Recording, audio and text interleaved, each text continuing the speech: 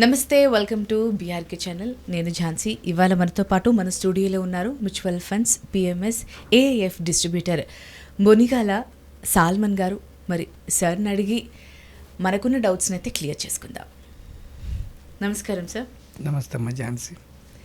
Sir, ఈ మధ్యకాలంలో జనరల్గా హార్స్ రైడింగ్లో ఇన్వెస్ట్మెంట్ చేసి, అలాగే కార్డ్స్ ఆడి, గ్యాంబ్లింగ్ ఆడి, ఈ విధంగా వాళ్ళ ఏదైతే ఆశ పెంచుకోవాలి, మనము రెట్టింపు అవ్వాలి డబ్బు అనే ఆశతో ఇన్వెస్ట్ చేసి మోసపోతున్నారు. అది రాంగ్ వేలోనే వెళ్తుంది.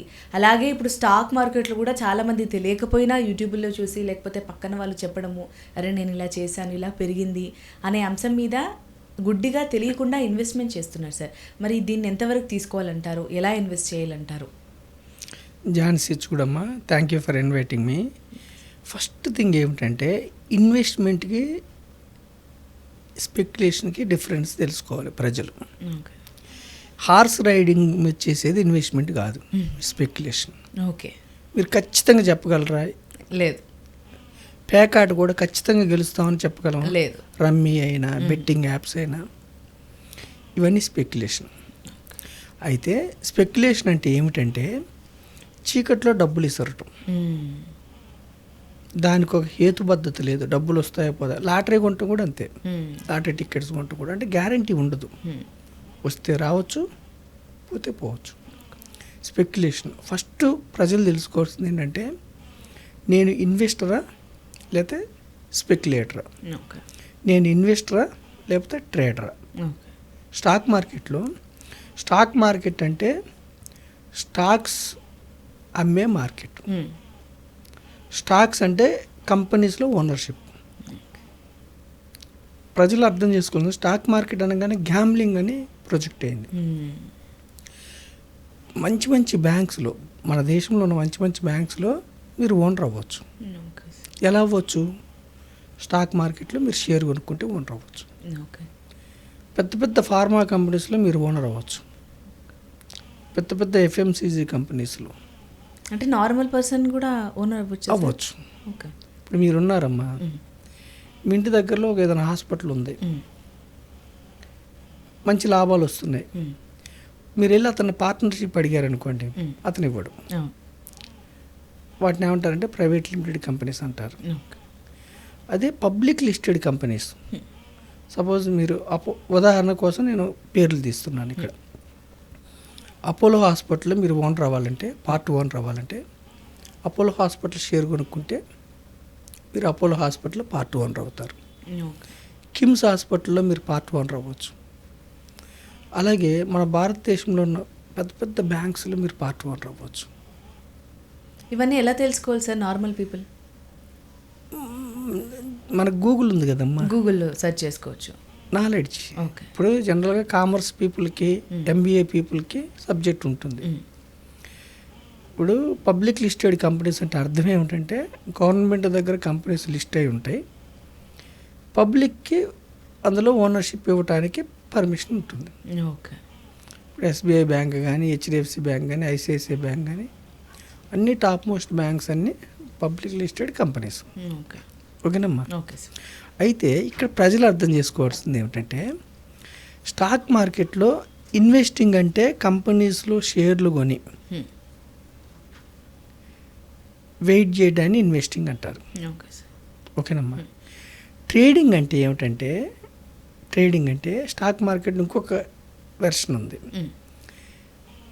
Future and options. అంటే స్టాక్ మార్కెట్ ఫ్యూచర్లో ఇండెక్స్లు ఫ్యూచర్లో పెరుగుతుందా తగ్గుతుందా, దాన్ని ఫ్యూచర్ అండ్ ఆప్షన్ అంటే కొంచెం ప్రీమియం కడతాము, పెరుగుతుందా తగ్గుతుందా అని. ఇప్పుడు ఒక బిల్డింగ్ ఉందనుకోండి, సపోజ్ ఒక 50 లక్షలు ఉందనుకోండి వర్త్. ఈరోజు మనం 2 లక్షలు అడ్వాన్స్ ఇస్తాం, దీని ఆప్షన్లో ప్రీమియం అంటాం. ఉదాహరణ కోసం చెప్తున్నాను నేను, 2 లక్షలు అడ్వాన్స్. 6 నెలల తర్వాత నేను కొంటాను అని మనం అతనికి అగ్రిమెంట్ రాసుకుంటాం బిల్డర్తో. 6 నెలల తర్వాత 50 లక్షలు 60 లక్షలు అయింది అనుకోండి, 60 లక్షలకి వేరే బయ్యర్ని తెచ్చుకొని అమ్మేసుకొని 8 లక్షల అతను అడ్వాన్స్ కట్టిన వ్యక్తికి లాభం వస్తుంది. సపోజు ఆ 50 లక్షల బిల్డింగు 40 లక్షలకో 42 లక్షలకి వెళ్ళింది అనుకో, లాస్ వస్తుంది. 2 లక్షలతో పోతుంది లాస్ వదిలించుకుంటే. అదే కొనుక్కుంటే 8 లక్షలు లాస్ అవుతుంది. సో ప్రీమియం తీసుకుంటాడు. దాన్ని ఆప్షన్స్ అంటారు.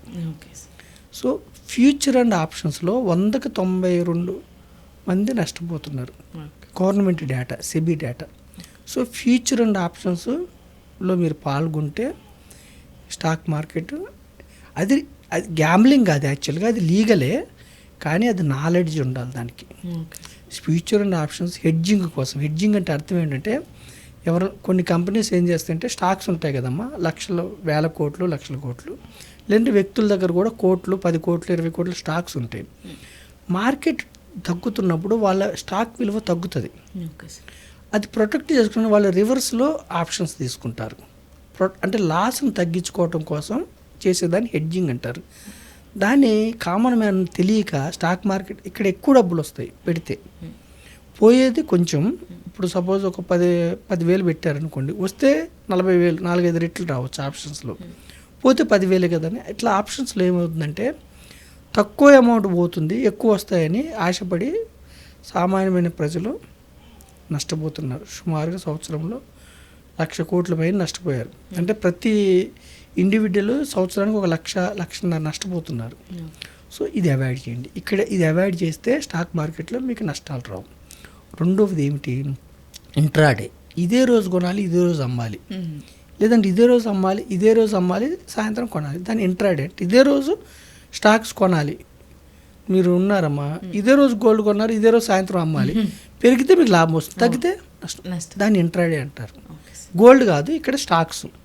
మీకు అర్థం కావడానికి అలా చెప్పాను. సో ఇంట్రాడేలో ఏమిటంటే మీకు నష్టాలు, స్టాప్ లాస్ పెట్టుకుంటే కొంతవరకు నష్టం తగ్గించుకోవచ్చు, కానీ నష్టాలు వచ్చే అవకాశం. మన ఎపిసోడ్ ద్వారా ప్రజలకి మేలు కలగాలి. మనం ఏం చెప్తున్నాము? కామన్ మ్యాన్కి, మధ్యతరగతి వారికి ఇవి అవాయిడ్ చేయండి. ట్రేడింగ్ని, ఇంట్రాడేని అవాయిడ్ చేయండి. మరి ఏం చేయమంటున్నాము? స్టాక్స్ కొనుక్కుంటే, అది కూడా నాలెడ్జ్ కొనుక్కుంటే వెళ్ళండి. కూడా స్టాక్స్ కూడా మళ్ళీ ఎన్ని ఉన్నాయి? 5,000 నుంచి 6,000 కంపెనీస్ ఉన్నాయి. అయితే ఇందులో టాప్ 500 కంపెనీస్ నిఫ్టీ 500 అంటారు, టాప్ 250 లేదంటే top 100, Nifty 100, top 100. Top 100 companies, top 50 companies కొనుక్కుంటే రిస్క్ తక్కువ ఉంటుంది. ఓకేనమ్మా? అయితే మనం ఏం చెప్తున్నామంటే అమ్మా, కామన్ మ్యాన్కి మీరు 100 రూపాయలు పెడితే కూడా ఒకే కంపెనీలో మీరు స్టాక్ కొన్నారనుకోండి, అయితే ఆ కంపెనీ విపరీతంగా పెరిగితే మీకు లాభం వస్తుంది, లేదంటే ఆ కంపెనీ దివాళా తీస్తే మీ డబ్బు జీరో అయిపోద్ది. అంటే ఒకే కంపెనీ కొనుక్కుంటే కూడా మీకు రిస్క్ ఉంది. సామాన్య మానవులు ఎన్ని కంపెనీలు కొనుక్కోగలరు? ఒక 10,000తోనో, 1,00,000 రూపాయలతోనో, 2 లక్షలతోనో. తర్వాత ఆ కంపెనీకి, ఏ కంపెనీకి కూడా లాభాలు వస్తుంటేనే స్టాక్ పెరుగుతుంది.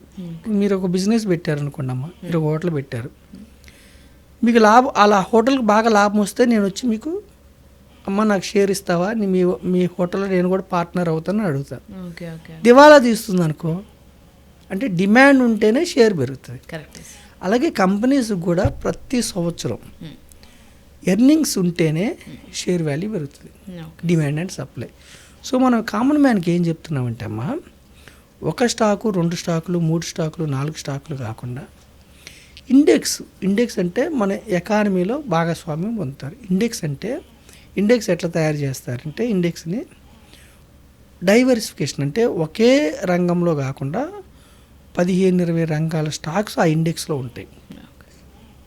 సో ఇండెక్స్ ఎప్పుడు జీరో కాదు. ఇప్పుడు ఇండెక్స్లో మీరు 100 రూపాయలు పెడితే కూడా 30 స్టాక్స్ ఉంటాయి, 30 కంపెనీస్ ఉంటాయి. మీ డబ్బు 30 కంపెనీలో ఓనర్షిప్ ఇస్తుంది. సెన్సెక్స్ని ఇండెక్స్ అంటారు, నిఫ్టీని ఇండెక్స్ అంటారు, నిఫ్టీ 100, నిఫ్టీ 250, నిఫ్టీ 500. అంటే కామన్ మ్యాను స్టాక్ మార్కెట్ని గ్యాంబ్లింగ్ లాగా చూడకుండా ఇన్వెస్ట్మెంట్ లాగా చూడాలంటే ఇండెక్స్లో కానీ, ఈటీఎఫ్లు, ఎక్స్చేంజ్ ట్రేడెడ్ ఫండ్స్ కానీ, డైవర్సిఫైడ్ యాక్టివ్ మ్యూచువల్ ఫండ్స్ పెడితే మీరు ఒక 50 కంపెనీస్లో పార్ట్ ఓనర్స్ అవుతారు. అయితే ఇక్కడ మరి రిస్క్ ఉండదా? ఇక్కడ కూడా రిస్క్ ఉంటుంది. షార్ట్ పీరియడ్లో రిస్క్ ఉంటుంది. తక్కువ ఎప్పుడు కూడా ఒక 6 నెలలు, 1 year రిస్క్ ఉంటుంది. 2 years, 3 years కూడా ఉంటుంది. దీర్ఘకాలంలో కంపెనీ షేర్స్ ఎప్పుడు కూడా ఎలా పెరుగుతాయి? కంపెనీస్కి లాభాలు వస్తే పెరుగుతుంది, అందరు కొనడానికి ఇష్టపడతారు. అంటే దీర్ఘకాలంలో ఎర్నింగ్స్ బాగుంటే కంపెనీస్కి షేర్స్ పెరుగుతాయి. షేర్స్ పెరిగితే కొనుక్కున్న వాళ్ళ క్యాపిటల్ అప్రిసియేషన్ అవుతుంది. తర్వాత కంపెనీకి లాభాలు వస్తే డివిడెండ్స్ ఇస్తారు, లాభాలు వస్తాయి. Okay sir. సో మన ఎపిసోడ్ ద్వారా ప్రజలకు ఏం చెప్తున్నామంటే, మనం కామన్ మ్యాన్ ట్రేడింగ్ వైపు ఇంటర్డే వైపు అయితే స్పెక్యులేషను గ్యాంబ్లింగ్ లాగా అవుతుంది, అది అవాయిడ్ చేసి ఇన్వెస్ట్మెంట్ కూడా డైరెక్ట్ స్టాక్స్ కాకుండా, డైరెక్ట్ స్టాక్స్ అంటే బాగా నాలెడ్జ్ ఉండాలి. Index, ETFs or diversified active mutual funds. Diversified అంటే ఒక రంగం కాకుండా 15 రంగాలు. ఇప్పుడు మీది మీడియా రంగం. డైవర్సిఫైడ్ అంటే ఏంటంటే మీడియాలో పెడతారు, ఎఫ్ఎంసీజీలో పెడతారు, ఫార్మాలో పెడతారు, health care, banking, finance, infrastructure, అలా రకరకాల 15 రంగాల్లో పెడతారు. అప్పుడు ఏమైందంటే ప్రతి దేశంలో ఒక్కొక్క టైంలో ఒక్కొక్క సైకిల్ అనమాట, ఒక్కొక్క రంగం ముందుకెళ్తూ ఉంటుంది. గవర్నమెంట్ కట్ చేసే స్పెండింగ్ని బట్టి. సో ఏ కంపెనీస్ అయితే బాగా ప్రాఫిట్స్ జనరేట్ చేస్తాయని ఫండ్ మేనేజర్ భావిస్తాడు, వాటిని డైవర్సిఫైడ్ ఈక్విటీ అంటే stocks, diversified equity mutual funds తీసుకుంటే పూర్ మ్యాన్, కామన్ మ్యాన్ కూడా 50 నుంచి 100 కంపెనీస్లో పార్ట్ ఓనర్ అవుతారు. ఓవర్ ఏ లాంగ్ పీరియడ్ అంటే 10 ఏళ్ళు, 15 ఏళ్ళు, 20 ఏళ్ళు ఉంటే పవర్ ఆఫ్ కాంపౌండింగ్ వల్ల ధనవంతులు అవడానికి అవకాశం ఉంది. కాబట్టి మన ఎపిసోడ్ ద్వారా మనం ఏం చెప్తున్నాం అంటే, వీటిని అవాయిడ్ చేయండి, ఇన్వెస్ట్మెంట్ వైపు రండి. ఇన్వెస్ట్మెంట్కి స్పెక్యులేషన్కి డిఫరెన్స్ తెలుసుకోమని మన ఎపిసోడ్ ద్వారా ప్రజలకు తెలియజేపుతాం. Okay sir. మరి స్టాక్ మార్కెట్లో ఎలా ఇన్వెస్ట్ చేయాలి, అసలు దేంట్లో ఇన్వెస్ట్ చేయాలి అనే దాని గురించి చాలా క్లియర్గా వివరించారు sir. Thank you so much. Thank you అమ్మా.